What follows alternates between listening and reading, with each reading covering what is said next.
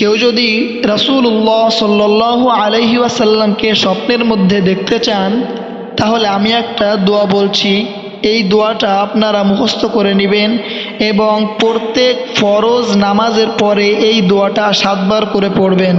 আপনি ইনশাল্লাহ রাসূলুল্লাহ সাল্লাল্লাহু আলাইহি ওয়াসাল্লামের জিয়ারত স্বপ্নের মধ্যে লাভ করবেন। দোয়াটা আমি এখন বলছি, আপনারা মুখস্থ করে নেন।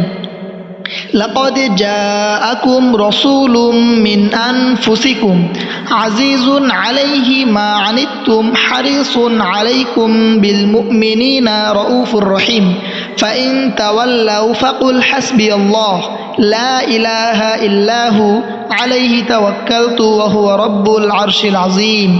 এই দোয়াটা সূরা তাওবার শেষে আছে। 11 নম্বর পারার 6 নম্বর পৃষ্ঠার শেষের 4 লাইনে এটা অবস্থান করছে। আপনারা সূরা তাওবার শেষের 2টি আয়াত মুখস্থ করে নেবেন এবং ওই 2টি আয়াত যদি প্রত্যেক ফরজ নামাজের পরে 7 বার করে পড়তে পারেন, ইনশাআল্লাহ রাসূলুল্লাহ সাল্লাল্লাহু আলাইহি ওয়াসাল্লামের জিয়ারত আপনি লাভ করবেন।